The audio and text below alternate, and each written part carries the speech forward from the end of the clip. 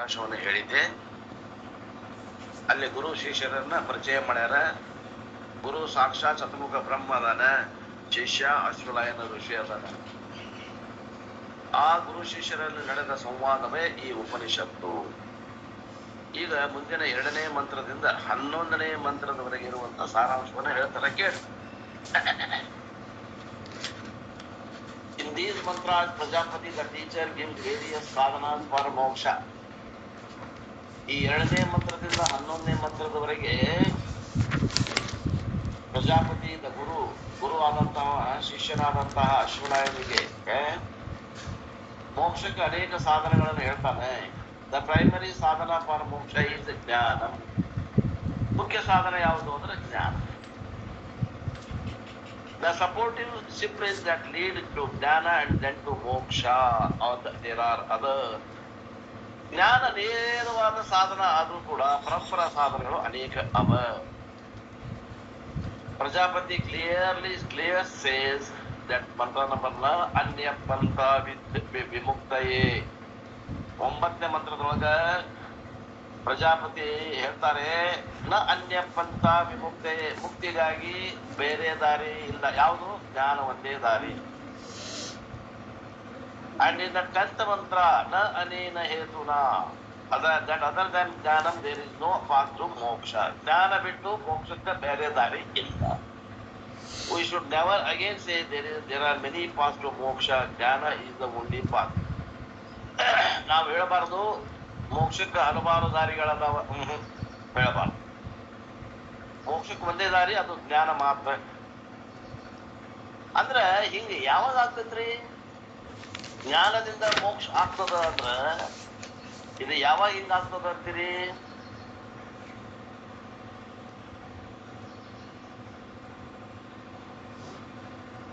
ಈಗ ತಿಳ್ಕೊಂಡಿದ್ದು ಭ್ರಮ ಇದ್ದಾಗ ಆಗ್ತದ. ಈಗ ತಿಳ್ಕೊಂಡ್ರಿ, ಈಗ ನಾವು ಯಾವುದಕ್ಕೆ ಖರೆ ಅಂತ ತಿಳ್ಕೊಂಡಿವಿ ಅದು ಭ್ರಮ ಇದ್ದಾಗ ಮಾತ್ರ ಇದು ಸಾಧ್ಯ ಆಗ್ತದೆ. ಅಥವಾ ನಾನು ಬ್ರಹ್ಮನೇ ಇದ್ದು ನಾನು ಅಬ್ರಹ್ಮ ಅಂತ ತಿಳ್ಕೊಂಡಾಗ ಇದು ಸಾಧ್ಯ ಆಗ್ತದೆ. ವಿಚಾರ ಮಾಡಿ, ವಿಚಾರ ಪ್ರಧಾನ ವೇದಾಂತ. ವಿಚಾರ ಮಾಡದೆ ಇದ್ದವ್ರಿಗೆ ಇಲ್ಲಿ ಅವಕಾಶ ಇಲ್ಲ. ವಿಚಾರ ಮಾಡಬೇಕು. ನಾನು ನಿಜವಾಗಿ ಪರಬ್ರಹ್ಮ ಸ್ವರೂಪ ಇರ್ಬೇಕು, ನಾನು ಪರಬ್ರಹ್ಮ ಅಬ್ರಹ್ಮ ಅಂತ ತಿಳ್ಕೊಂಡಿರ್ಬೇಕು, ನಾ ಬ್ರಹ್ಮ ಅಲ್ಲ ಅಂತ ತಿಳ್ಕೊಂಡಿರ್ಬೇಕು. ಅವಾಗ ಮಾತ್ರ ಬ್ರಹ್ಮನನ್ನ ತಿಳಿದ ಅವ ಬ್ರಹ್ಮನೇ ಆಗ್ತಾನ. ಬ್ರಹ್ಮವಿತ್ ಬ್ರಹ್ಮೈವ ಭವತಿ ಅಂದ್ರೆ ಇದು ಭ್ರಮೆಯಾಗಿರ್ಬೇಕು, ಅಂದಾಗ ಮಾತ್ರ ಸಾಧ್ಯ. ಆದ್ದರಿಂದ ವೇದಾರ್ಥದಲ್ಲಿ ಈ ಜಾಗೃತ ಪ್ರಪಂಚವನ್ನ ಭ್ರಮೆ ಅಂತಾರ. ಇದು ಸತ್ಯ ಅಲ್ಲಪ್ಪ, ಇದು ನಿನ್ನ ಕಲ್ಪನಾ, ನಿನ್ನ ಭ್ರಮೆ. ವಿಚಾರ ಮಾಡಿ. Prajapati highlights 4 sadhanas to attain ಜ್ಞಾನಂ. ಪ್ರಜಾಪತಿ ಅವರು ಜ್ಞಾನಕ್ಕೆ 4 ಸಾಧನೆ ಹೇಳ್ತಾರೆ. ಒಂದೇದೇನು? ಸನ್ಯಾಸ ಹೇಳ್ತಾರೆ. One may take up sannyasa formally after performance of special ritual. ಮೋಕ್ಷವನ್ನು ಹೊಂದಬೇಕು, ಜ್ಞಾನವನ್ನ ಪಡಿಬೇಕು ಅಂತಂದ್ರೆ ಅದರ ಸನ್ಯಾಸ ಆಶ್ರಮವನ್ನು ಸ್ವೀಕಾರ ಮಾಡಬೇಕು.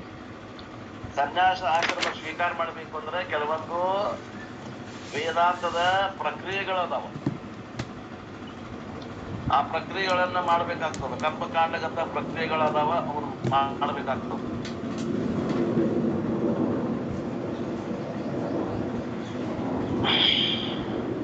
ಅಂದ್ರೆ ಉದಾಹರಣೆಗೆ ಶನಿವಾರ ಬಿಚ್ಚಬೇಕು,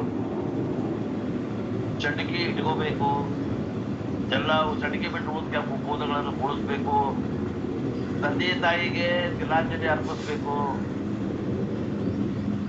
ಇವೆಲ್ಲ ಕಾರ್ಯಕ್ರಮಗಳನ್ನು ಒಳಗೊಂಡಂತಹ ಒಂದು ವಿಶೇಷವಾದ ಯಜ್ಞದ ಆ ಯಜ್ಞ ಕಾರ್ಯವನ್ನ ಗುರು ಸಮೇತ ಮಾಡಬೇಕಾಗ್ತದೆ.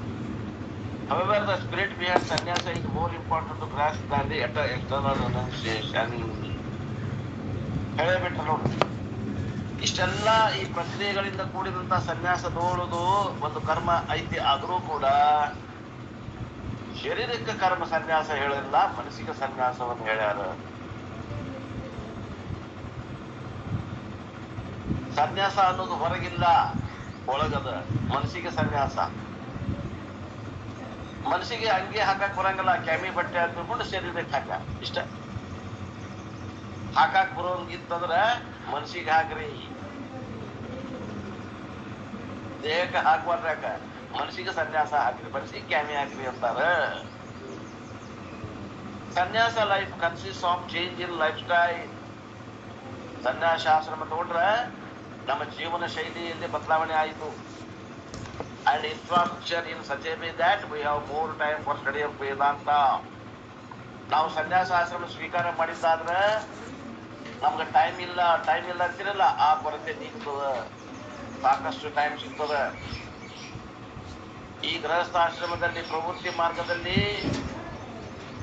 ನಮಗ ಹೊಟ್ಟಿ ತುಂಬಿಕೊಳ್ಳೋದು, ರೋಟಿ ಕಪಡಾ ಮಕಾನ್ ಮಾಡ್ಕೊಳ್ಳಕ ಟೈಮ್ ಭಾಳ ಹೋಗ್ತದ. ಈ ಟೈಮ್ ಅಲ್ಲಿ ಉಳಿತು. ಎಲ್ಲೇ ಸನ್ಯಾಸ ಸ್ವೀಕಾರ ಮಾಡಿದ್ರೆ ಆ ಟೈಮ್ ಉಳಿತದ. ಯಾಕ ಅವ ರೋಟಿ ಕಪಡಾ ಮಕಾನಕ್ಕಾಗಿ ಏನು ಕೆಲಸ ಮಾಡ್ಬೇಕಾಗಿಲ್ಲ, ಗೃಹಸ್ಥಾಶ್ರಮನನ್ನ ಅವ ಅವಲಂಬಿಸ್ತಾನ. ಅವತಿ ಭಿಕ್ಷಾಂದೇಹಿ ಅಂದಾದ್ರೆ ಮುಗಿದು 5 ಮನಿ ಅಡ್ಡಾಡಿದ್ರೆ 5 ಮನ್ಯಾಗ ಊಟ ತಿಂದ್ಬಿಟ್ರೆ ಅವ ಊಟ ಮುಗಿತಾವ. ಎಲ್ಲೇ ಒಂದು ಗುಡಿ ಕಟ್ಟಿಯೋ ಅಥವಾ ಯಾವ್ದೋ ಒಂದು ಗಿಡ ಕೆಳಗೆ ಮರ್ಕೊಂಡ್ಲಂದ್ರೆ ಅವತ್ತು ಮನೆ ಆತು. ಯಾರೋ ಪುಣ್ಯಾತ್ಮರು ಯಾವರ ಹರಕ್ ಬಟ್ಟೆ ಕೊಟ್ರ ಅವ ಅವಂದ ರೋಟಿ ಕಪಡ ಆಯ್ತು. ಮೂಲಭೂತ ಸೌಕರ್ಯಗಳು ಎಷ್ಟು ಬೇಕೋ ಅಷ್ಟಿದ್ರೆ ಸಾಕು ಅಂತಾನ ಸನ್ಯಾಸಿ. ಅವ ಬೇಕ್ ಇವ ಬೇಕ್ ಅನ್ನೋಂಗಿಲ್ಲ. ಮಾನ ಮುಚ್ಚುಕೊಳಕ ಒಂದು ಬಟ್ಟೆ, ಚಳಿಗಾಳಿಗೆ ಒಂದು ಇರಾಕ ಒಂದು ರಕ್ಷಣೆಗೆ ಒಂದು ವಾಸಸ್ಥಾನ, 5 ಮನೆ ಭಿಕ್ಷೆ, ಅವನು ಊಟ 2 ಹೊತ್ತು ಹಸಿವು ಏನಾಗ್ತದ, ಈ ಹಸಿವಿಗೆ ನೀಗಿಸಿಕೊಳ್ಳಿಕ್ಕೆ 5 ಮನೆ ಭಿಕ್ಷಾ. ಅದಕ್ಕಾಗಿ ಅವ ಜೀವನ ಪರ್ಯಂತ ಕೆಲಸ ಕಾರ್ಯಗಳನ್ನ ಮಾಡುವಂತ ಅವಶ್ಯಕತೆ ಇಲ್ಲ. ಆ ಸಮಯ ಅವಕಾಶವನ್ನ ಶಾಸ್ತ್ರ ಶ್ರವಣ ಮನನ ನಿಧಿಧ್ಯಾಸನಕ್ಕಾಗಿ ಉಪಯೋಗ ಮಾಡಬೇಕು ಅಂತ ತಿಳ್ಕೊಂಡು ಅವಾಗ ಆ ರೀತಿ ಸವಲತ್ತುಗಳನ್ನು ಕೊಟ್ಟದ ಶಾಸ್ತ್ರ.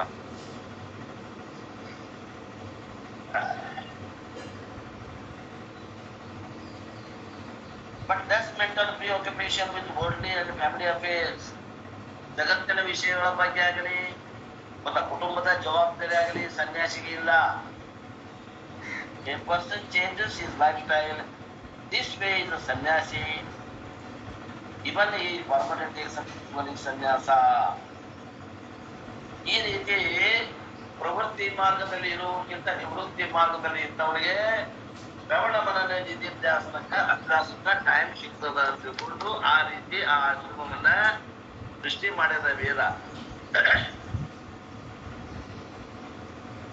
On the other hand, if a person takes up sannyasa formally but has no time to devote to the study of Vedanta because of the time spent on worldly affairs such as ashrama management, he makes no progress towards the jnanam and therefore his formal sannyasa is useless. ಏನ್ರಿ ಇದು statement? ಈಗಿನ ಸನ್ಯಾಸಿಗಳು ಕೇಳ್ಬೇಕು, ಈ ಮಾತನ್ನ ಕೇಳ್ಬೇಕು, ನಮ್ಮ ಅಪ್ಪವ್ರ ಮಾತನ್ನ ಕೇಳ್ಬೇಕು. ಹೇಳ್ತಾರಿಲ್ಲ ಅಪ್ಪವರು, ಈಗಿನ ಸನ್ಯಾಸಿಗಳು ಹೆಂಗದಾರ ಅಂತಂದ್ರ ಸನ್ಯಾಸ ಏನೋ ತಗೊಂಡಾರ, ಆದ್ರೆ ಸನ್ಯಾಸ ತಗೊಂಡು ಏನು ಮಾಡ್ಬೇಕು ಅದನ್ನ ಮಾಡಬಾರ್ದು. ಶ್ರವಣ ಮನನ ನಿಧಿಧ್ಯಾಸನ ಇಲ್ಲ, ಗುರುವಿನ ಅಪೇಕ್ಷೆ ಇಲ್ಲ. ಅವ್ರು ಏನ್ ವೇದಾಂತ ಅಭ್ಯಾಸ ಮಾಡಕ್ ಟೈಮ್ ಇಲ್ಲ. ಅವ್ರು ಏನ್ ಮಾಡಕತ್ತಾರಂದ್ರ ಸನ್ಯಾಸಿ ಡ್ರೆಸ್ ಹಾಕೊಂಡು ಜಗತ್ತಿನ ಹೆಂಗ ಪ್ರವೃತ್ತಿ ಮಾರ್ಗದಲ್ಲಿ ಜನ ಅದಾರ ಗೃಹಸ್ಥರು, ಅದೇ ರೀತಿ ಇವರು ಮಹಾಗೃಹಸ್ಥರಾಗಿ ಶಾಲೆ ಕಾಲೇಜುಗಳನ್ನ ತೆಗೆಯುವುದಾಗ್ಲಿ, ಆಶ್ರಮಗಳನ್ನ ತೆಗೆಯುವುದಾಗ್ಲಿ, ಲೌಕಿಕ ವ್ಯವಹಾರಗಳನ್ನ ಹೆಚ್ಚಿಗೆ ಮಾಡಿಕೊಂಡಾರ ಹೊರತು ಆಧ್ಯಾತ್ಮಿಕವಾದ ಚಿಂತನೆ ಎಳ್ಳಷ್ಟು ಇಲ್ಲ. ಇಂಥ ಸನ್ಯಾಸ ಎದಕ್ಕೂ ಉಪಯೋಗ ಇಲ್ಲ. ಇಂಥ ಸನ್ಯಾಸ ಎದಕ್ಕೂ ಉಪಯೋಗ.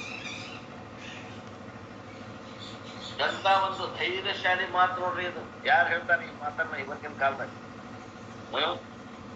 ಜಗಳದ ಮಾತಲ್ಲ, ವಾಸ್ತವಿಕ ಮಾತು.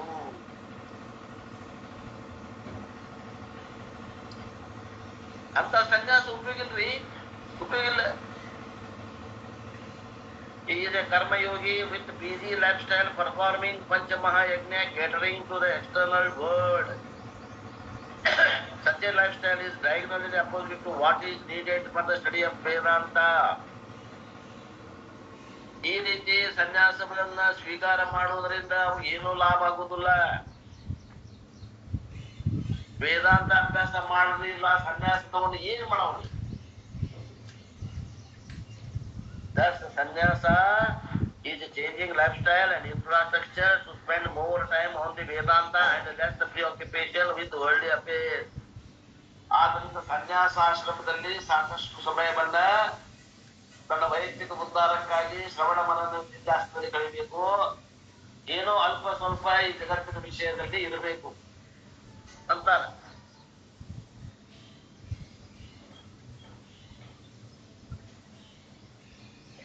This is declared through the mantra 3 and 4 which is chanted when welcoming a sannyasi. ಈ ಮಂತ್ರದಲ್ಲಿ ಇದನ್ನ 3-4 ಮಂತ್ರದಲ್ಲಿ ಈ ವಿಷಯವನ್ನ ಹೇಳ್ಯಾರ. ಆದ್ದರಿಂದ ಆ ಮಂತ್ರವನ್ನ ನಾವು ನಮ್ಮ ಆಚಾರ್ಯರನ್ನ ಸ್ವಾಗತಿಸಬೇಕ ಪ್ರಸಂಗದಲ್ಲಿ ಆ ಮಂತ್ರವನ್ನು ನಾವು ಚಾಂಟ್ ಮಾಡ್ತೇವೆ ನಮ್ಮ ಪರಂಪರೆಯೊಳಗೆ.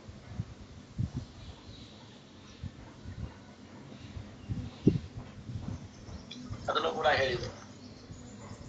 ಪೂರ್ಣ ಕುಂಭದೊಂದಿಗೆ ಗುರುಗಳನ್ನ ಸ್ವಾಗತ ಮಾಡ್ತೇವೆ ಆ ಮಂತ್ರವನ್ನು ಹೇಳ್ತಾ. ಯಾವುದು ಮಂತ್ರ? ನ ಕರ್ಮಣ ನ ಪ್ರಜಯಾ ಧನೇನ ತ್ಯಾಗೇನೈಕೆ ಅಮೃತತ್ವ ಮಾನಶೋ ಪರೇಣ ನ ಗಂಭೀತಂ ಗುಹಾಯಾ ವಿಭ್ರಾಜತೆ ತದ್ಯತಯೋ ವಿಶಂತಿ ವೇದಾಂತ ವಿಜ್ಞಾನ ಸುನಿಶ್ಚಿತಾರ್ಥ ಸನ್ಯಾಸ ಯೋಗಾದ್ಯತಯ ಶುದ್ಧ ಸತ್ವಾ ते ब्रह्मलोकेषु परान्तकाले परामृतात् परिमुच्यन्ति सर्वे. ಈ ಮಂತ್ರವನ್ನು ಪಠಣ ಮಾಡ್ತೀವಿ. ಗುರುಗಳನ್ನು ಸ್ವಾಗತ ಮಾಡಬೇಕಾದಾಗ, ಸನ್ಯಾಸಿಗಳನ್ನು ಸ್ವಾಗತ ಮಾಡಬೇಕಾದಾಗ. It is through renunciation that the few seekers have attained immortality, not through ritual, not through progeny, not through wealth. ಈ ಮಂತ್ರದ ಅರ್ಥ ಏನು ಅಂದ್ರೆ, ಕೆಲವೊಂದು ಸಾಧಕರು ಈ ರೀತಿ ಸಾಧನೆಯನ್ನ ಮಾಡ್ಯಾರಂತ. ಏನಂತ ಸಾಧನೆಯನ್ನ ಮಾಡಿ ಅವರು ಮೋಕ್ಷವನ್ನು ಗಳಿಸ್ಯಾರ. ಅದು ಕರ್ಮದಿಂದ ಅಲ್ಲ, ಅದು ಮಕ್ಕಳನ್ನ ಹಡಿಯುವುದರಿಂದ ಅಲ್ಲ, ಅದು ಆಸ್ತಿಯನ್ನು ಗಳಿಸುವುದರಿಂದಲ್ಲ. ಈ ಸನ್ಯಾಸಿಗಳು, ಈ ಸಾಧಕರು ಮೋಕ್ಷವನ್ನು ಹೆಂಗ ಪಡೆದಾರ ಅಂತಂದ್ರ, ಅವರು ಶ್ರವಣ ಮನನ ನಿಧಿಧ್ಯಾಸನ ಪೂರ್ವಕವಾಗಿ ಅದನ್ನ ಪಡೆದಿದ್ದಾರೆ. ಮತ್ ಆ ಒಂದು ತತ್ವವನ್ನ ಅವರು ಅಲ್ಲಿ ನೆಲೆಗೊಂಡಾರ. ಆ ತತ್ವ ಹೆಂಗದ ಅಂತಂದ್ರ, ಅದು ಸ್ವರ್ಗದ ಆಚೆಗೆ ಅದ. ಸ್ವರ್ಗದ ಆಚೆಗೆ ಅಂದ್ರು ಎಲ್ಲಿ ಬಹಳ ದೂರ ಐತಿ ಅಂದ್ರೆ, ಇಲ್ಲ, ನಿಮ್ಮ ಹೃದಯದಲ್ಲಿ ಇದೆ ಅಂತ ಹೇಳ್ಬೋದು.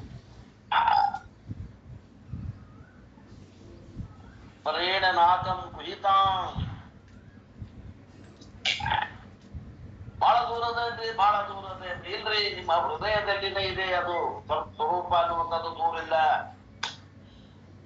ಸ್ವರ್ಗದ ಆಚೆಗೆ ಐತಿ. ಆದ್ರ ಅದು ಆಚೆಗೆ ಅನ್ನೋದು ಆಚೆಗೆ, ದೂರ ಅನ್ನೋದು ದೂರ, ಮಾಯೆಯಿಂದ ದೂರ, ಅಜ್ಞಾನದಿಂದ ದೂರ. ನಿಮ್ಮ ಹೃದಯ ಕಮಲದಲ್ಲಿ ಇದೆ ಅಂತ ಹೇಳ್ತದೆ ಶಾಸ್ತ್ರ. ಇಷ್ಟು ದಿನ ಈ ವೈಕುಂಠ ಎಷ್ಟು ದೂರವು ಎನ್ನುತ್ತಲಿದ್ದೆ, ದೃಷ್ಟಿಯಿಂದ ನಾನು ಕಂಡೆ ಸೃಷ್ಟಿಗೀಶನೆ ಶ್ರೀರಂಗ ಸಾಯಿ. ಇಷ್ಟು ದಿನ ಈ ವೈಕುಂಠ ಎಷ್ಟು ದೂರವು ಎನ್ನುತ್ತಲಿದ್ದೆ. ಕನಕದಾಸರಿಗೆ ಜ್ಞಾನ ಅದು ಸಾಡಿರ್ಬೋದು ಅಂತ ನನ್ನ ಒಂದು ಭಾವನೆ. ಎಷ್ಟು ದೂರದ ವೈಕುಂಠ ಅಂತ ತಿಳಿದಿದ್ದೆ.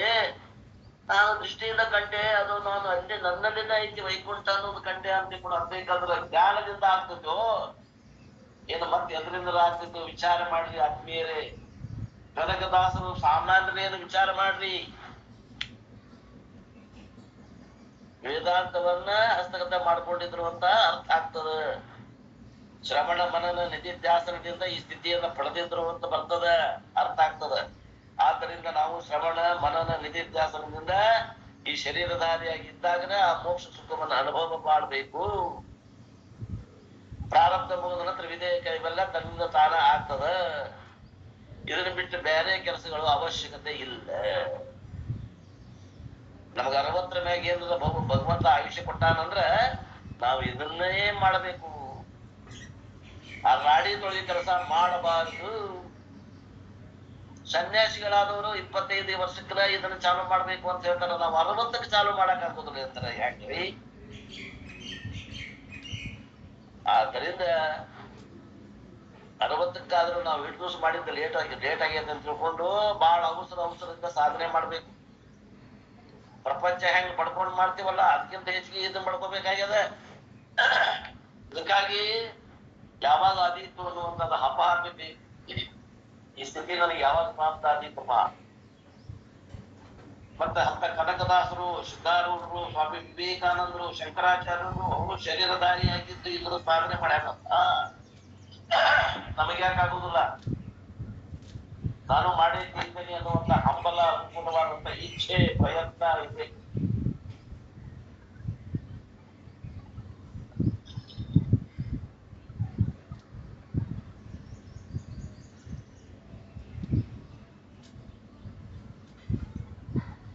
Through the renunciation, the pure-minded sannyasis have ascertained the Brahman, which is beyond the object of Vedantic knowledge, having become one with that infinite Brahman, while living there, they all resolve completely into Brahman at the time of death. ಆ ಒಂದು ಸನ್ಯಾಸ ಮಾರ್ಗದಿಂದ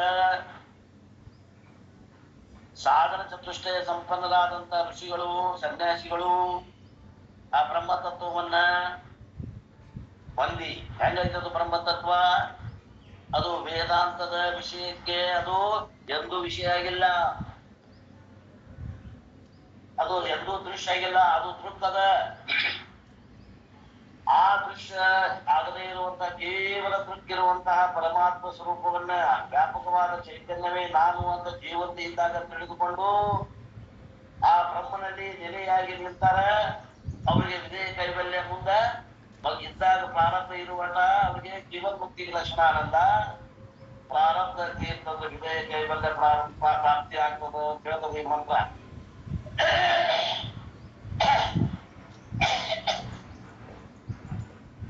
ಮಂತ್ರ number 4 is also Mundaka Upanishad, T26. The mantras along with the two others in Narayana Upanishad are chanted when becoming a sannyasi. ಇನ್ನೂ ಒಂದೆರಡು ಮಂತ್ರಗಳ ಮಹಾನಾರಾಯಣ ಉಪನಿಷತ್ತಿನ ಮಂತ್ರಗಳನ್ನ ತಗೊಂಡು ಈ ಒಂದು ಸನ್ಯಾಸಿಗಳನ್ನ ಯಾವುದಾದ್ರೂ ಒಂದು ಕಾರ್ಯಕ್ರಮಕ್ಕೆ ಆಹ್ವಾನ ಕರ್ಕೊಂಡು ಬರಬೇಕಾದ್ರೆ ಪೂರ್ಣ ಕುಂಭದೊಂದಿಗೆ ಅವರಿಗೆ ಸ್ವಾಗತವನ್ನು ಕೋರಬೇಕಾದ್ರೆ ಈ ಪದ್ಯಗಳನ್ನು ಹೇಳುತ್ತೇವೆ, ಈ ಶ್ಲೋಕಗಳನ್ನು ಹೇಳುತ್ತೇವೆ. ಎಲ್ಲಿ? ನಮ್ಮ ಪರಂಪರೆಯಲ್ಲಿ. ಶ್ರವಣ ಅದ್ರ ಬಗ್ಗೆ ಹೇಳ್ತಾರೆ ನೋಡ್ರಿ ಮುಂದೆ. ಶ್ರವಣದ ಡೆಫಿನೇಷನ್, ವ್ಯಾಖ್ಯೆ ಏನು ಅಂತಂದ್ರೆ, it is a consistent, systematic study of Vedantic scriptures for the length of time under the guidance of a competent acharya. ಶ್ರವಣ ಅಂದ್ರೆ ಏನು ಅಂದ್ರೆ, ವೇದಾಂತ ವಾಕ್ಯಗಳನ್ನ, ವೇದಾಂತ ಶಾಸ್ತ್ರಗಳನ್ನ ದಿನನಿತ್ಯವೂ ತಪ್ಪದೆ ಕ್ರಮಬದ್ಧವಾಗಿ ಅಭ್ಯಾಸ ಮಾಡುವಂತದ್ದು. ಗುರುಗಳು, ಯೋಗ್ಯ ಗುರುಗಳು, ಶ್ರೋತ್ರಿಯ ಬ್ರಹ್ಮನಿಷ್ಠ ಗುರುಗಳನ್ನ ಸಮೇತವಾಗಿ ಅಭ್ಯಾಸ ಮಾಡಬೇಕು, ಸ್ವತಂತ್ರವಾಗಿ ಮಾಡುವಾಗಿಲ್ಲ ಅಭ್ಯಾಸವನ್ನ. ಈ ರೀತಿ ಅಭ್ಯಾಸ ಮಾಡೋದಕ್ಕೆ ನಾವೇನಂತೀವಿ? ಶ್ರವಣ ಅಂತೀವಿ. For the length of time, ಬಹಳ ದಿವಸ ಮಾಡ್ಬೇಕು ಶ್ರವಣವನ್ನ. ಬಹಳ ದಿವಸ ಮಾಡ್ಬೇಕನ್ನೋದನ್ನ ಏನ್ ಮಾಡ್ತಾರೆ ಕೆಲವು ಮಂದಿ? ಬರೀ ಶ್ರವಣ ಮಾಡ್ತಾರೆ, ಮನನ ಇಲ್ಲ, ನಿಧಿಧ್ಯಾಸನ ಇಲ್ಲ. ಶ್ರವಣ ಅಂದ್ರೆ ಇದಕ್ಕೆ ಶ್ರವಣ ಅಂತಾರೆ. It is beautifully illustrated through the unique analogy in mantra number 11. ಆ 11ನೇ ಮಂತ್ರದಲ್ಲಿ ಇದನ್ನ ಬಹಳ ಚಂದಾಗಿ ತಿಳಿಸಿ ಹೇಳ್ಯಾರ. ಒಂದು ಉಪಮಾ ಅಲಂಕಾರ ಕೊಟ್ಟು ಹೇಳ್ಯಾರ ಅಂತ. ಆತ್ಮಾನಂ ಅರಣಿಂ ಕೃತ್ವಾ ಪ್ರಣಮಂ ಚ ಉತ್ತರಾರಣಿಂ ಜ್ಞಾನ ನಿರ್ಮಥನಾಭ್ಯಾಸಾತ್ ಭಾಷಂ ದಹತಿ ಪಂಡಿತ. 11ನೇ ಮಂತ್ರ. ಒಂದು ಕೆಳಗಿನ ಅರಣಿ, ಒಂದು ಮೇಗಿನ ಅರಣಿ ಅಂತ ಎರಡು ಅರಣಿಯಿಂದ ವೇದ ಕಾಲದಲ್ಲಿ ಅಗ್ನಿಯನ್ನು ಉತ್ಪತ್ತಿ ಮಾಡುವಂತ ಕ್ರಮ ಇತ್ತು. ಈಗೆಲ್ಲ ಮ್ಯಾಕ್ಸ್ ಬಾಕ್ಸ್ ಬಂದಾವ, ಏನೇನೋ ಬಂದಾವ.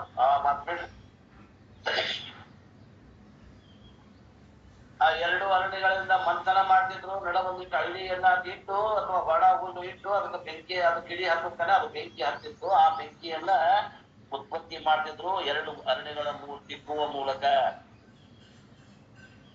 ಕೆಳಗಿನ ಅರಣಿಗೆ ಮನಸ್ಸಂತ ಮಾಡಿದ್ರು, ಮೇಗಿನ ಅರಣಿಗೆ ಓಂಕಾರ ಅಂತ ಮಾಡಿ ಅಲ್ಲಿ ಏನು ಮಾಡ್ತಿದ್ರು ಅಂತಂದ್ರ ಚಕಮಕಿ ಹೊಡಿತಿದ್ರು. ಚಕಮಕಿ,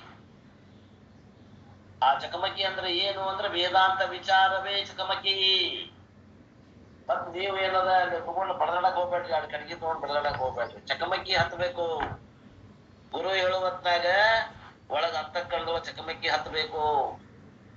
there should be efficient collisions when the guru is teaching Veda ಅಂತ ಮನಸ್ನಾಗ ಹೌದ್ ಹೌದ್ ಹೌದ್ ಹೌದ್ ಅನಿಸ್ತಿರ್ಬೇಕು. ಅಂತ ಭೂಮಿಗೆ ಇರ್ಬೇಕು ಅಂತಃಕರಣ. ಆ ಗುರುವಿನ ಬೆನ್ನ ಹತ್ತಬೇಕು. ಬೆನ್ನ ಹತ್ತಬೇಕು ಅಂದ್ರ ಭೌತಿಕವಾಗಿ ಅಲ್ಲ, ವಿಚಾರದಿಂದ ಬೆನ್ನ ಹತ್ತಬೇಕು. ಗುರು ಎಲ್ಲಿ ಕರ್ಕೊಂಡು ಹೊಂಟಾನ ಅಲ್ಲಿ ವಿಚಾರ ಇರ್ಬೇಕು.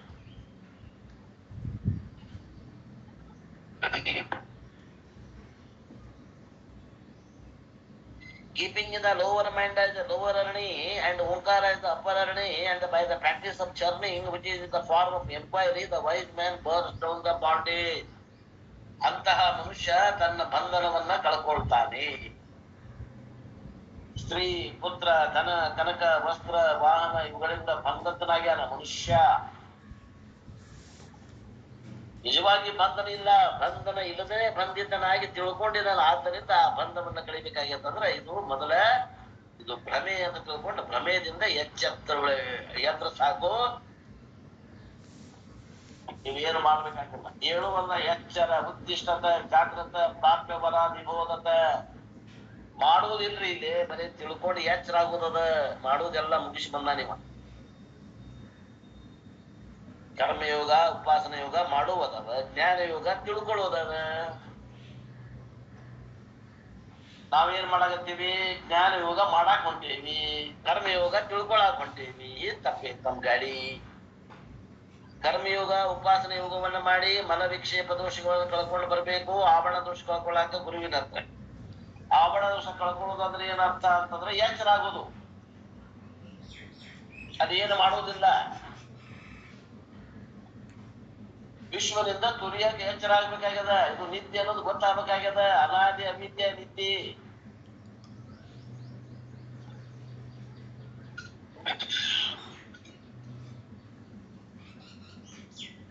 Shravanam is compared to the production of fire through the friction between two logs of wood. ಶ್ರವಣ ಅಂತಂದ್ರ ಎರಡು ಕಟ್ಟಿಗೆಯನ್ನ ಘರ್ಷಣೆಯ ಮೂಲಕ ಅದು ಹುಟ್ಟುವಂತ ಅಗ್ನಿಗೆ ಇಲ್ಲಿ ಜ್ಞಾನ ಅಂತ ಹೋಲ್ಸ್ಯಾರ. The student is lower a stationary log of wood called ಅಧೋರಣಿ. ವಿದ್ಯಾರ್ಥಿ ಅನ್ನವ ಕೆಳಗಿನ ಅರಣಿಯಾಗಿದ್ದಾನೆ. While the Guru is upper Arani, ಗುರು ಆದಂತವ ಉತ್ತರಾರಣಿ, ಮ್ಯಾಗಿನ ಕಟ್ಟಿಗೆ ತುಂಡಾಗಿದ್ದಾನೆ. The teaching process is rubbing. ಅಲ್ಲಿ ಘರ್ಷಣೆ ಉತ್ಪತ್ತಿ ಆಗುವುದೇ ಅಲ್ಲಿ ಏನದ ಶಿಕ್ಷಣ, ವೇದಾಂತ ಶಿಕ್ಷಣ. ಏನು ಗುರು ಕೊಡ್ತಾನೆ ಶಿಷ್ಯನಿಗೆ ಅದು ಘರ್ಷಣೆ.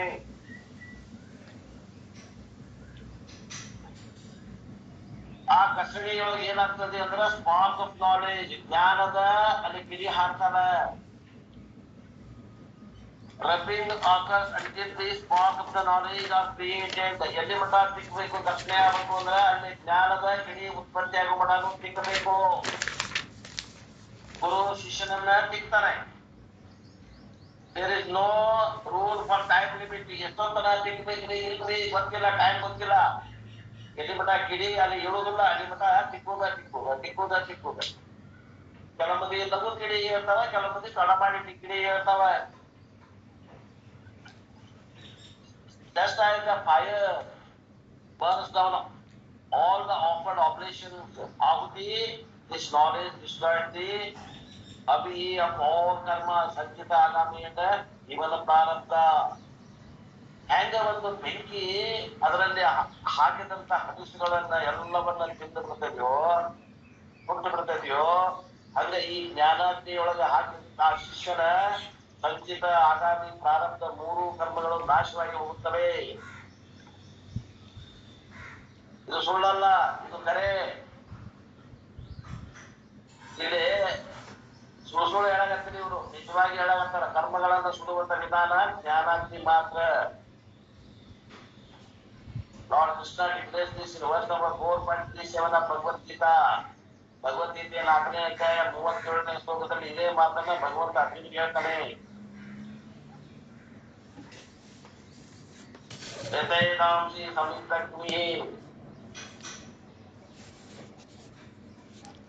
ಭಸ್ಮಸಾತ್ ಕುರುತೆ ಅರ್ಜುನ ಜ್ಞಾನಾಗ್ನಿ ಸರ್ವಕರ್ಮಾಣಿ ಭಸ್ಮಸಾತ್ ಕುರುತೆ ತಥಾ.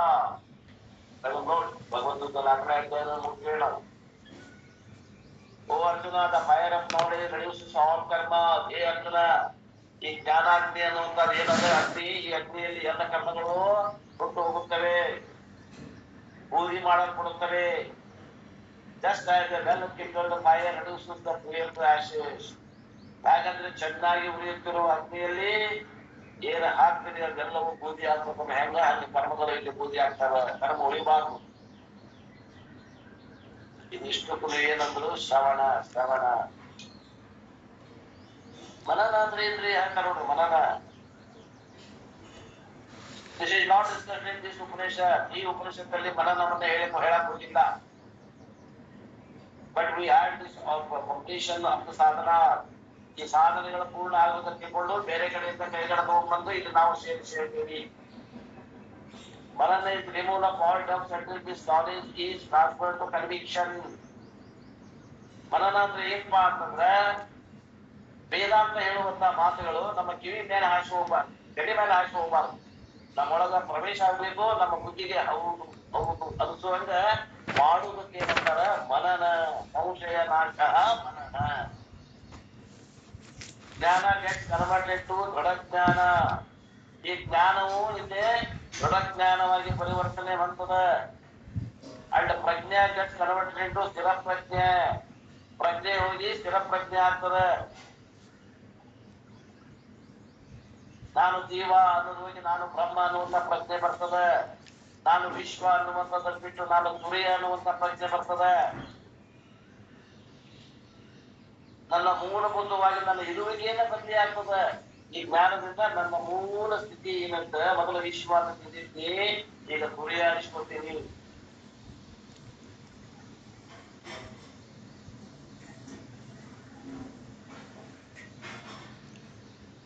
ಯಾಕ ಇದು ಬೇಕು ಮನನ ಅಂತಂದ್ರ a doubtful knowledge is as good as no knowledge.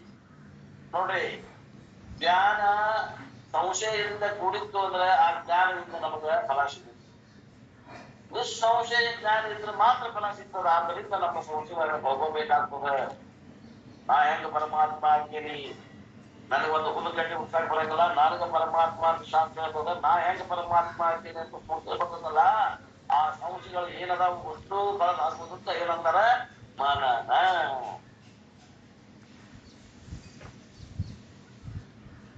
This knowledge in the book is just as good as money in someone else's hands because neither of them will be available to read it.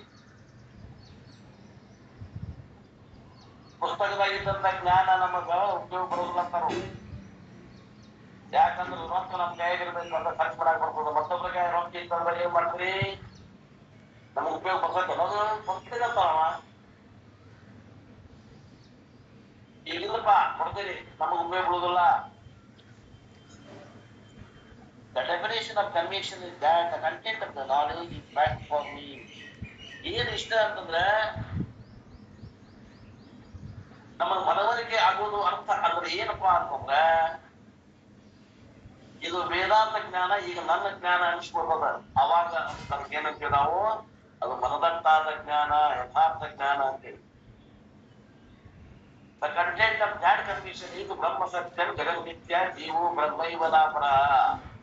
ಏನು ಪಕ್ಕಾ ತಿಳುವಳಿಕೆ ಏನಪ್ಪ ಒಂದ ಮಾತನಾಗ ಹೇಳಂದ್ರ ಬ್ರಹ್ಮ ಶುದ್ಧ ಸತ್ಯದ, ಜಗತ್ತು ಮಿಥ್ಯ ಅದ, ಜೀವನು ಮಿಥ್ಯ ಅದಾನ. ನಿಜವಾಗಿ ಜೀವ ಅವ ಪರಬ್ರಹ್ಮ ಸ್ವರೂಪನೇ ಅದಾನ. ಇನ್ನೊಂದು ಮಾತು ಹೇಳ್ರಿ, ಇದ ವಾಕ್ಯ ಅಂತಂದ್ರ ಅಹಂ ಸತ್ಯಂ ಜಗನ್ಮಿಥ್ಯ. ನಾನೊಬ್ಬನ ಸತ್ಯ ಅಂದ್ರೆ ತುರಿಯನಾದಂತ ನಾನು ಒಬ್ಬನ ಸತ್ಯ. ವಿಶ್ವ ತೈಸ ಪ್ರಾಜ್ಞೆ ಜಗತ್ತು ಎಲ್ಲ ಸುಳ್ಳು. ಪುತ್ರ ಧನ ಕನಕ ವಸ್ತ್ರ ವಾಹನ ಇವಕ್ಕೆಲ್ಲ ಸತ್ಯದ ಬುದ್ಧಿ ಕೊಟ್ಟಿದ್ನೆಲ್ಲ ಅದು ಭ್ರಮದಾಗ ಕೊಟ್ಟಿದ್ದೆ. ಇದು ಜ್ಞಾನದ ಅವಸ್ಥೆಯೊಳಗ ಇವೆಲ್ಲವೂ ಸ್ವಪ್ನದ ವಸ್ತುಗಳು ತಿಳ್ಕೊಂಡಾನೀಗ. ಇದು ಮನನ. ಮನನ ಆದ್ಮ್ಯಾಗ ಧ್ಯಾನ ಅಂದ್ರೆ ನಿಧಿಧ್ಯಾಸನ ಹೇಳ್ತಾರ ನಾವು. Prajapati discussed Dhanam as a fourth discipline.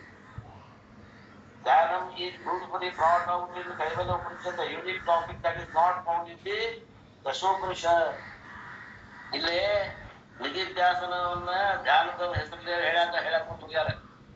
ಇಲ್ಲಿ ಹೇಳಿದಂತ ನಿಧಿಧ್ಯಾಸನ ಪರ ಧ್ಯಾನವನ್ನ ಯಾವ ಉಪನಿಷತ್ತಲ್ಲೂ ಹೇಳಿಲ್ಲ. 10 ಉಪನಿಷತ್ತುಗಳಲ್ಲಿ.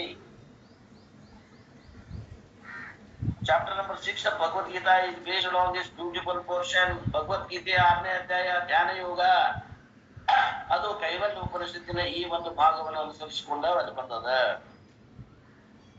ಪ್ರಿಪರೇಷನ್ ಫಾರ್ ಧ್ಯಾನ is given nicely in the following mantra.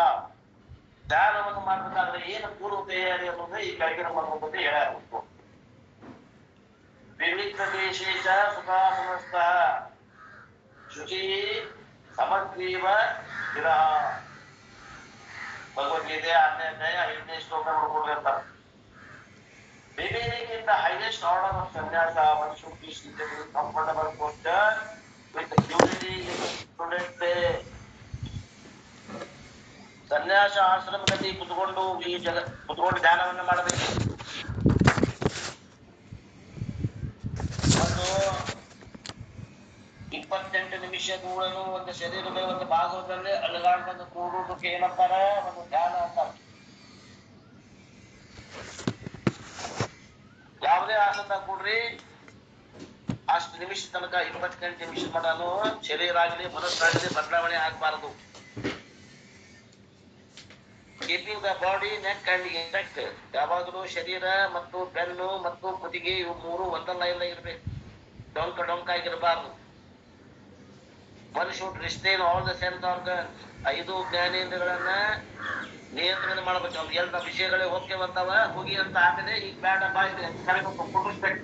ಕಣ್ಣು ಕಿವಿ ನಾಲಿಗೆ ಮೂಗು ಚರ್ಮಗಳನ್ನ ವಿಷಯಗಳಿಂದ ಹಿಂದಕ್ಕೆ ಹೇಳಕ್ ಹೋಗ್ಬೇಕು. ಚಲೋಟ್ ಮಾಡಿಸ್ಗುರು ವಿತ್ ಡಿವೋಷನ್. ನಿಮ್ಮ ಗುರುವಿನ ಯಾರು ಮಾಡ್ಕೊಟ್ರಿ ಆ ಗುರುವಿಗೆ ಒಂದು ಭಕ್ತಿ ಪೂರ್ವಕ ನಮಸ್ಕಾರವನ್ನು ಹೇಳ್ರಿ. ಇವೆಲ್ಲ ಪ್ರಾರಂಭಿಕ ಹಂತದ ಇವೆಲ್ಲ ಮುಗಿದ ನಂತರ ಪ್ರಾರಂಭಿಕ ಹಂತಗಳೆಲ್ಲ ಮುಗಿದ ನಂತರ ಕೈವಲ್ಯ ಉಪನಿಷತ್ತು ಡಿಸ್ಕ್ರೈಬ್ 3 ಟೈಪ್ಸ್ ಆಫ್ ಮೆಡಿಟೇಷನ್. 3 ರೀತಿ ಮೆಡಿಟೇಷನ್ ಅನ್ನು ಹೇಳಿದ. ಯಾವ ಮಂತ್ರಗಳಲ್ಲಿ? 6-7 ಮಂತ್ರದಲ್ಲಿ. Generally, in other scriptures, these are scattered. The 3 types of dhyanam are Ekarupa Ishvara Dhyanam. ಏಕರೂಪ ಈಶ್ವರ ಧ್ಯಾನವನ್ನು ಹೇಳ್ತದೆ. ಏಕರೂಪ ಈಶ್ವರ ಧ್ಯಾನ ಅಂದ್ರೆ ಏನು? ಇಷ್ಟ ದೇವತಾ ಧ್ಯಾನ. ನಿಮ್ಮ ಇಷ್ಟ ದೇವತೆಯ ಧ್ಯಾನವನ್ನ ಮಾಡ್ರಿ. ಮೆಡಿಟೇಷನ್ ಆನ್ ಇಷ್ಟ ದೇವತಾ is very helpful for spiritual growth. ಇಷ್ಟ ದೇವತೆ ಉಪಾಸನೆ ಮಾಡುವುದರಿಂದ ನಿಮ್ಮ ಆಧ್ಯಾತ್ಮಿಕ ಪ್ರಗತಿ ಬಹು ಬೇಗನೆ ಆಗ್ತದೆ. In Hinduism, we have got 330 million devatas to choose from. ನಮ್ಮ ಹಿಂದೂ ಸಂಸ್ಕೃತಿಯಲ್ಲಿ 330 ಕೋಟಿ ದೇವತೆಗಳನ್ನವ. ಆ ದೇವತೆಗಳಲ್ಲಿ ಯಾವ್ದಾದ್ರು ಒಂದು ಇಷ್ಟ ದೇವತೆಯನ್ನ ಮಾಡಿಕೊಂಡು ಆ ದೇವತೆಯನ್ನೇ ಉಪಾಸನೆಯನ್ನ ಮಾಡು. This is the first stage of ಧ್ಯಾನಂ.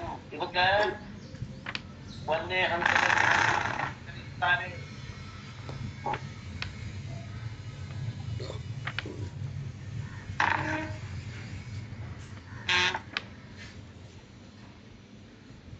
ಎರಡನೇದು ಅನೇಕ ರೂಪ ಈಶ್ವರ ಧ್ಯಾನ. ಅದಕ್ಕೆ ಏನಂತಾರ? ಇನ್ನೊಂದು ಅನೇಕ ರೂಪ ಈಶ್ವರ ಧ್ಯಾನ, ಇನ್ನೊಂದು ಹೆಸರು ವಿಶ್ವರೂಪ ಧ್ಯಾನ ಅಂತ ಹೇಳಿದ್ರು. This is intermediate stage of dhyanam. ಇದು ಮಧ್ಯಮ ಹಂತದ ಒಂದು ಧ್ಯಾನ. The scriptural portion such as the 11th chapter of Gita, Bhagavad Gita 11ನೇ ಅಧ್ಯಾಯ ಇರುತ್ತಲ್ಲ, ಈ ವಿಶ್ವರೂಪ ಧ್ಯಾನದ ಬರ್ತದೆ. ಪುರುಷ ಸೂಕ್ತ ಇದು ಕೂಡ ವಿಶ್ವರೂಪ ಧ್ಯಾನದಾಗ ಬರ್ತದೆ. ರುದ್ರ ಕೂಡ ವಿಶ್ವರೂಪ ಧ್ಯಾನದಾಗ ಬರ್ತದೆ. ಇವೆಲ್ಲವೂ ನಿಮಗೆ ಉಪಾಸನ ಧ್ಯಾನದ 2ನೇ ಹಂತದಲ್ಲಿ ಉಪಯೋಗಿಸ್ತಾವೆ. ಮನಸ್ಸನ್ನ ಏಕಾಗ್ರತೆ ಮಾಡ್ತಾವೆ. Another beautiful sloka from Vishnu Sahasranama can also help us with that. Gopadau yasyanadi naviryasu taradira danda survachyanete. ಅದೊಂದು ಮಂತ್ರದ ಮಂತ್ರ ವಿಷ್ಣು ಸಹಸ್ರನಾಮದಾಗ. ಈ ಮಂತ್ರನು ಕೂಡ ನೀವು ಉಪಾಸನಾ ಮಂತ್ರ ಅಂತ ತಿಳ್ಕೊಳ್ರಿ. Vapusam means body, Tribhuram Vapusam means the ಗೋಕಾಕ ಬಾಡಿ ದ ಭಗವಾನ್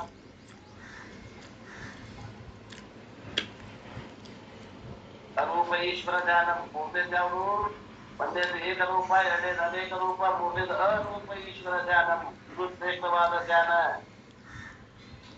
ಇದಕ್ಕೆ ಇನ್ನೊಂದು ಹೆಸರು ಯಾವ್ದಂತಾರ ನಿರ್ಗುಣ Ishwara ಧ್ಯಾನವೆನ್ನುತ್ತಾರೆ. This is the third and final in which one should come only after the study of ವೇದಾಂತ. ವೇದಾಂತವನ್ನು ಅಭ್ಯಾಸ ಮಾಡಿ ತತ್ವಪದದ ಶೋಧನೆ ಮಾಡಿ ಆ ವಾಚ್ಯಾರ್ಥವನ್ನು ಕಳೆದು ಲಕ್ಷಾಂತದಲ್ಲಿ ಉಳ್ಕೊಂಡು ಆದ ಮೇಲೇನೆ ಈ ಧ್ಯಾನವನ್ನು ಮಾಡಬೇಕು ಅಂತ ನೋಡಿ. ಇದು ಬಹಳ ಉತ್ತಮವಾದ ಧ್ಯಾನ. ಇದು ಅರೂಪ ಈಶ್ವರ ಧ್ಯಾನ. ಇದು ವೇದಾಂತ ವಿಚಾರವನ್ನು ಮಾಡಿದ ನಂತರ ಮಾಡುವಂತ ಧ್ಯಾನ, ಪ್ರಾರಂಭಿಕ ಹಂತದಲ್ಲಿ ಮಾಡುವಂತ ಧ್ಯಾನ ಅಲ್ಲ. This is meditation is also called Nididhyasana Dhyanam, where Bhagavan has no form. ಇದಕ್ಕೆ ನಿಧಿಧ್ಯಾಸನ ಧ್ಯಾನ ಅಂತಾರ. ಈ ನಿಧಿಧ್ಯಾಸನದಲ್ಲಿ ಭಗವಂತನಿಗೆ ರೂಪ ಇಲ್ಲ. ಇಲ್ಲಿ ಅಶಬ್ದಂ ಅಸ್ಪರ್ಶಂ ಅರೂಪಂ ಅರಸಂ ಅಗಂಧಂ.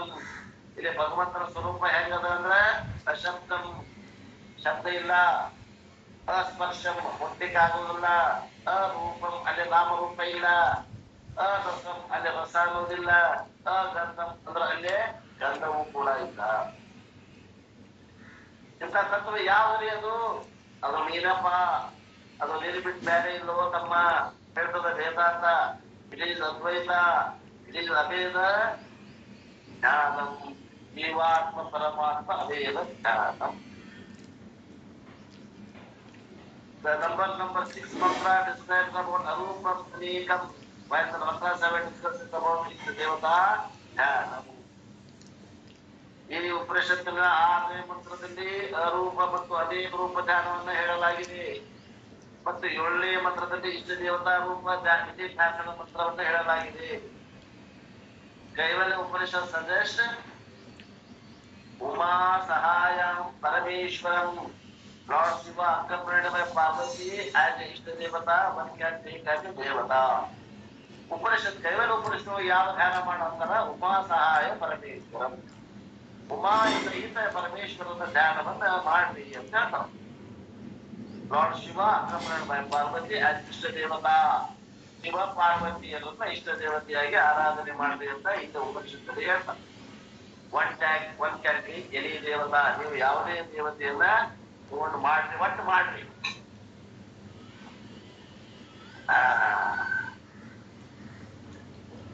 ಇದು 11ನೇ ಮಂತ್ರದವರೆಗೆ ಸಾರಾಂಶ. ಇನ್ನು 12ರಿಂದ 23ರವರೆಗೆ ಸಾರಾಂಶ ಹೇಳ್ತಾರೆ.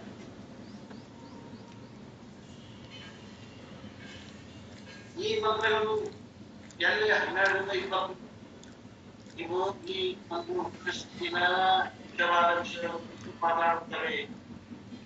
ಏನಪ್ಪ ಈ ಉಪನಿಷತ್ತಿನ ಹೃದಯವಾದ ಜೀವಾತ್ಮ ಪರಮಾತ್ಮ ಇದ್ದೇನೆ. ಇದರ ಉತ್ತರ ಭಾಗವಾದ I, the teacher, am essence of the creator, creator, Nityam, Daivalopusha, ಮಹಾವಾಕ್ಯ. ಅನೇಕ ಮಹಾವಾಕ್ಯಗಳ ಮೂಲಕ ಜೀವಾತ್ಮ ಪರಮಾತ್ಮ ಐಕ್ಯವನ್ನು ಬೋಧನೆ ಮಾಡಿದ್ದಾರೆ. ನಾನೇ ಸೃಷ್ಟಿಕರ್ತನೇ, ಸೃಷ್ಟಿಸಲ್ಪಟ್ಟಂತ ವಸ್ತು ಆಗಿದ್ದು ಭ್ರಮೆಯಿಂದ ಆಗಿದ್ದೀನಿ, ಆದರೆ ನಾನೇ ಸೃಷ್ಟಿಕರ್ತ ಮನುಷ್ಯಗೆ ರಾಘವಲ್ಲೇ ಪರಿಸ್ಥಿತಿ ಹೇಳಿಕೊಡ್ತಾನೆ.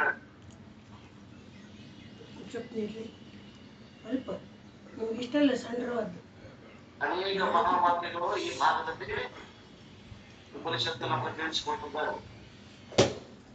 The Upanishad takes example of dream and infinite science of universe based on the polarity. Upanishad ಏನ್ ಮಾಡ್ತದಂದ್ರೆ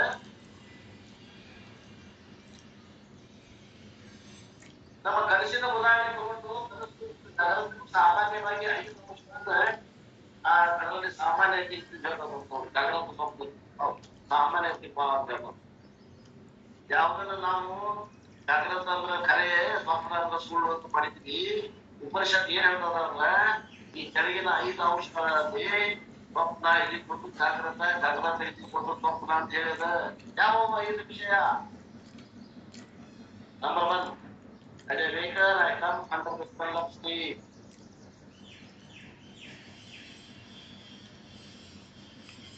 ನಾನು ವಿಶ್ವನಾಗಿ ಇದ್ದಾಗ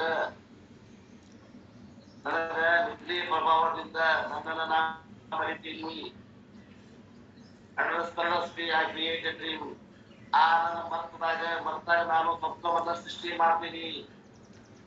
ಸ್ವಪ್ನ ಸೃಷ್ಟಿ ಮಾಡಿದ್ರೆ ಅಲ್ಲೇ ಬಿಡುದಿಲ್ಲ, ಬೇರೆ ಆಗಿರೋದಿಲ್ಲ. ಅಷ್ಟೇ ಸ್ವಪ್ನದಾಗ ನಾನೇ ಎಂಟ್ರ್ ಹಾಕ್ತೀನಿ. ಮೂರನೇದು. ನಾಲ್ಕನೇದು, ಆ ಸ್ವಪ್ನ ಕೃಷ್ಣ ನಾನು ಹಾಕ್ತೀನಿ. ನಾಲ್ಕನೇದು. ಮುಂದೆ ಐದನೇದು ಏನಂದ್ರೆ ನಾನೇ ಸ್ವಪ್ನವನ್ನ ಸೃಷ್ಟಿ ಮಾಡಿ ನಾನೇ ಸ್ವಪ್ನವನ್ನು ನೋಡಾಕತ್ತೇನೆ ಅನ್ನೋದನ್ನು ಮರ್ತು ಅದು ಸತ್ಯವಾಗಿದೆ ಸ್ವಪ್ನ ಅಂತ ತಿಳಿತೀನಿ. ಇದು ಐದನೇ stage. This is the beginning of ಸಂಸಾರ. ಈ ರೀತಿ ನನ್ನ ಸಂಸಾರ ಅಂದ್ರೆ ಅಜ್ಞಾನದ ಸಂಸಾರ ಪ್ರಾರಂಭ ಆಗಿದೆ. Once I do the dream sequence of the dream, I am empowered, the dream to disturb and hurt and productive. ಯಾವಾಗ ಈ ಸ್ವಪ್ನಕ್ಕೆ ನಾನು ಸತ್ಯವಾದ ತಿಳಿದ್ಯೋ, ಆ ಸತ್ಯವಾದ ನಿತ್ಯ ಸುಳ್ಳಾದ ಸ್ವಪ್ನ ನನ್ನ ಕಸವನ್ನು ತಗೊಂಡು ನನ್ನನ್ನ ಅದು ಹಾಳು ಮಾಡಿರ್ತದೆ.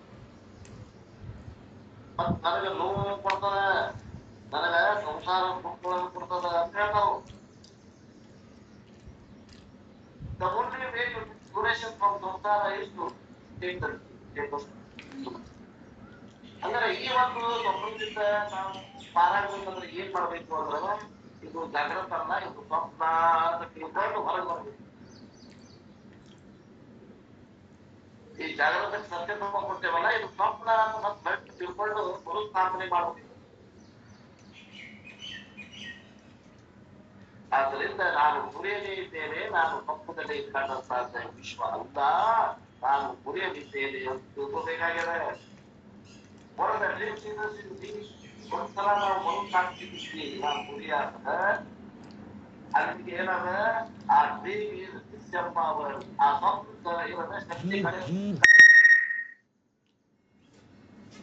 I empower the dream by becoming the dreamer. ನಾನು ಸ್ವಪ್ನದಲ್ಲಿ ನಿಜವಾಗಿ ಸ್ವಪ್ನ ಅಂತ ತಿಳ್ಕೊಂಡು ಆ ಸ್ವಪ್ನಕ್ಕೆ ಶಕ್ತಿ ಕೊಡ್ತಿಲ್ಲ. ನನ್ನಿಂದ ಶಕ್ತಿ ಕೊಡೋದು ಆ ಸುಳ್ಳಾದಂತಹ ಸ್ವಪ್ನ ನಮ್ಮಲ್ಲಿ ಹೆದರ್ಸಾಗತ್ತದ. ಈಗ ನನಗೆ ಏನು ಮಾಡ್ಬೇಕಾಗಿರ್ತದೆ, ಸ್ವಪ್ನ ಸುಳ್ಳದ ಅದರಿಂದ ಹೊರಗೆ ಎತ್ತಲಾಗಬೇಕಾಗಿ ಉತ್ತಿಷ್ಟದ ಪ್ರಾಪ್ಯವರ ನಿಬೋಧದ ಎಂಪವರಿಗೆ ಸಂಸಾರ ಅಡ್ಡಿಸ್ ಎಂಪವರಿಗೆ ಮೋಕ್ಷ. ನೀವು ಈ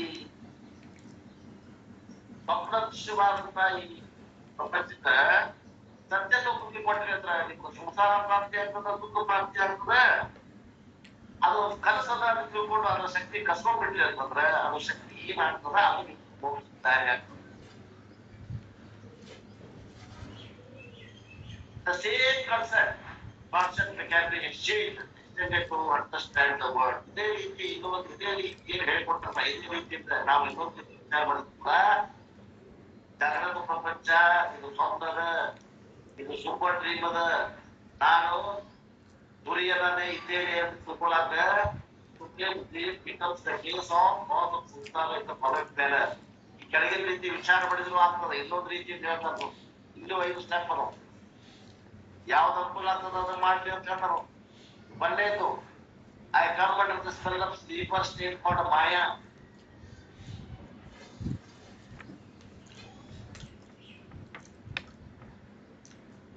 ನನಗ ಸೂಪರ್ ಸ್ಲೀಪ್ ಕಾಲ್ಡ್ ಮಾಯಾ, ಆ ಒಂದು ಮಾಯೆಯ ಪ್ರಭಾವದಿಂದ ನಾನು ಮರಿವಿಗೆ ಒಳಗಾಗ್ತೇನೆ. I create super sleep called ಗಗನದ ಪ್ರಪಂಚ. ನಾನು ಗಗನದ ಪ್ರಪಂಚವನ್ನ ಸೃಷ್ಟಿ ಮಾಡ್ತೇನೆ. ಆ ಗಗನದ ಪ್ರಪಂಚವನ್ನ ಎಂಟರ್ ಮಾಡ್ತೇನೆ.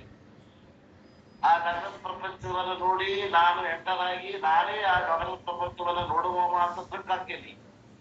4ನೇದು. 5ನೇದು, ನಾನೇ ಸೃಷ್ಟಿ ಮಾಡಿದ್ದೆ ಅನ್ನುವಂಥದ್ದನ್ನ ಮರೆತು ನಾನು ಈ ಸ್ವಪ್ನ ಜಾಗೃತ ಅನ್ನುವಂಥ ಸ್ವಪ್ನ ದೃಕ್ಕಾಗಿ ಬಿಡ್ತೇನೆ. ಮತ್ತೆ ಇದಕ್ಕೆ ಸತ್ಯತ್ವದ ಬುದ್ಧಿ ಕೊಡ್ತೇನಲ್ಲ, ಕೇಸ ಸಂಸಾರ. ಇದು ಜಾಗೃತ ಸ್ವಪ್ನ. ಒಂದು ಸ್ವಪ್ನ ಒಂದು ಜಾಗೃತ ಸ್ವಪ್ನ. ಈ ರೀತಿಯೆಲ್ಲ ಹೊರಗೆ ಬರ್ರಿ, ಆ ಮ್ಯಾಗಿನ ರೀತಿಯೆಲ್ಲ ಹೊರಗೆ ಬರ್ರಿ ಅಂತಾರಪ್ಪ. ಇಂತ ಹೇಳ್ಯಾರಿಲ್ಲ, ಈಗ ಸಾರಾಂಶ ಹೇಳಕತ್ತಾರ. ಬರ್ತೇನೆ ಮತ್ತೆ once I do the dream state of the super dream, I empower the world to should be. ಈ ಜಗತ್ತಿಗೆ ಮಿಥ್ಯಾ ಜಗತ್ತಿಗೆ ಸತ್ಯ ಕೊಡೋ ಬುದ್ಧಿ ಕೊಟ್ಟಂತಂದ್ರ ನನಗೆ ಕಷ್ಟ ಬರ ಕೊಡುವ ಅನ್ಸಿಕೊಂಡು ನಾನೇ ಆಹ್ವಾನ ಕೊಟ್ಟಂಗ ಆಗ್ತದ ಆ ಮಿಥ್ಯಾ ಪ್ರಪಂಚಕ್ಕೆ. ಅವಾಗ ನನ್ನ ಜೀವನ MBBS ಆಗ್ತದ. ಏನ್ MBBS ಅಂದ್ರ ಯಾರು ಹೇಳ್ತೀರಿ? ನನ್ನ ಜೀವನ MBBS ಆಗ್ತದ. MBBS ಅಂದ್ರ ಹೇಳಿದ್ರ ಹಿಂದ ಯಾರು ಹೇಳ್ತೀರೇನು? ಹಿರಣ್ಣ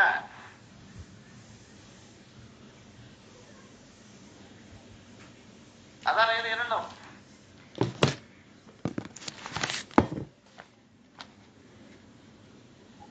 MBBS ಅಂದ್ರೆ ಏನ್ರಿ ಮಂಜು?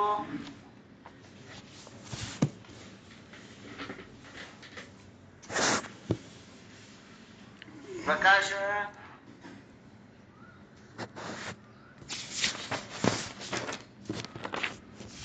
ಹನುಮಪ್ಪ ಹೇಳ್ತೇನೆ ನೋಡ್ರಿ. ಹೇಳ್ರಿ. Meaningless, ಬರ್ಡನ್ಸಮ್, boring, struggle. ನಿಮ್ ಕೈಯ ಬುಕ್ ಅದ, ನೀವು ಹೇಳುವುದೇ ದೊಡ್ಡದಲ್ಲ. ನಿಮ್ ಕೈಯ ಬುಕ್ ಅದ, ಬೇರೆಯವ್ರು ಹೇಳ್ಬೇಕು. MBBS ಅಂದ್ರೆ ಏನ್ ಹೇಳಿದ್ರ ಮಂಜು ಅವ್ರು? ಯಾರು ಹೇಳ್ತೀರಿ?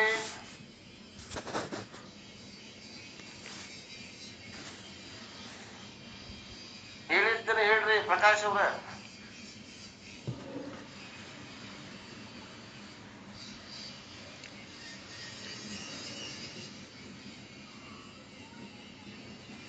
The life becomes a burden. ಜೀವನ ಹೊರೆ ಆಗ್ತದ. MBBS ಜೀವನ MBBS ಆಗ್ತದ, ಮೀನಿಂಗ್ಲೆಸ್ ಆಗ್ತದ, ಜೀವನಕ್ಕೆ ಏನೂ ಆಗ್ತಿಲ್ಲ. ಬರ್ಡನ್ಸಮ್ ಅಂದ್ರ ಹೊರೆ ಆಗ್ತದ, ಬೋರಿಂಗ್ ಅಂದ್ರ ಬ್ಯಾಸರ ಬರ್ತದ, ಸ್ಟ್ರಗಲ್ ಅಂದ್ರ ಹೋರಾಟ ಐತಿ. ಹೊಟ್ಟೆ ತುಂಬಿಕೊಳ್ಳೋದ ಮಜ್ಜೆ ಆಗ್ಬಿಡ್ತದ. ಹೊಟ್ಟೆ ತುಂಬಿಕೊಳ್ಳುತ್ತೇನೆ ಬಟ್ಟೆಗಿರಂಗಿಲ್ಲ, ಬಟ್ಟೆಗೆ ಆಗ್ತಂದ್ರ ಇದಾಕ ಮನಿ ಇಲ್ಲ, ಮೂರು ಆರು ಅಂತಂದ್ರ ಮತ್ತೊಂದ್ ಎಲ್ಲರ ಕೊರತೆಗಿರ್ತದೆ.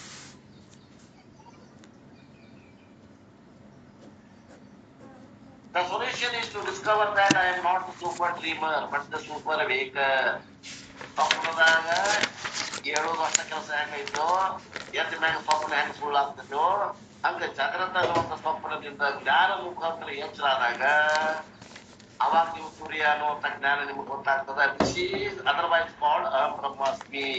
ಇದಕ್ಕೇನಂತಾರ? ಅಬ್ರಹ್ಮಾಸ್ಮಿ ಜ್ಞಾನ ಅಂತಾರ. The student says in the mantra number 19, Mayeva Sakalam Jatam, Mayi Sarvam Ishtam, Mayi Sarvam Nayam Yati, Tat Brahma Dvayam Asmi Aham. 19ನೇ ಮಂತ್ರ. Everything is born in me alone. ನನ್ನಿಂದ ಈ ಜಗತ್ತೆಲ್ಲ ಉತ್ಪತ್ತಿ ಆಗುತ್ತೆ. Everything is based on me. ನನ್ನ ಅಧಿಷ್ಠಾನದಲ್ಲಿ ಜಗತ್ತು ತೋರಾಗುತ್ತದೆ. Everything is resolved into me. ಕೊನೆಗೆ ಯಾರು ಪ್ರತಿಯೊಂದು ಲಯ ಆಗೋದು ನನ್ನಲ್ಲಿ ಆಗ್ತದೆ. I am the non-dual ಬ್ರಹ್ಮನ್. ನಾನು ಅದ್ವಿತೀಯವಾದಂತ ಪರಬ್ರಹ್ಮ ಸ್ವರೂಪನೇ ಇದ್ದೇನೆ ಎನ್ನುವಂತ ಜ್ಞಾನ ಉಂಟಾಗ್ತದೆ. ನಾನು ಉತ್ತರ ಕೊಡಕ್ತಾ ಇರಲಿಲ್ಲ. 10-15 ಇನ್ನೊಂದು 2 ಪೇಜ್ ಅದ. ಅದನ್ನ ಮುಗಿಸಿ ನಾಳೆ ತೈತ್ರಿಯ ಉಪನಿಷತ್ ಪ್ರಾರಂಭ ಮಾಡೋಣ ಅನ್ನುವಲ್ಲಿಗೆ ಇವತ್ತಿನ ಈ ಮಾತುಕತೆ ಸೇವೆಯನ್ನು ಗುರುಪಾದ ಸಲ್ಲಿಸಿ ನನ್ನ ವಾಣಿಗೆ ವಿರಾಮ. ಯಾರು ಮಂಗಳ ಹೇಳ್ತೀರಿ? ಹೇಳ್ರಿ. ಎಲ್ಲ ಮಾತುಕತೆ ಗುರುಗಳಿಗೆ ಶರಣಾರ್ಥಿ. ಜಯ ಭಗವದ್ಗೀತೆ ಮಾತೆ, ಜಯ ಭಗವದ್ಗೀತೆ, ಹರಿಯ ಕಮಲ ವಿಹಾರಿಣಿ ಸುಂದರ ಸುಪುನೀತೆ. ಜಯ ಭಗವದ್ಗೀತೆ ಕರ್ಮ ಸುಮರ್ಮ ಪ್ರಕಾಶಿನಿ ಕಾಮ ಸತ್ಯಹರ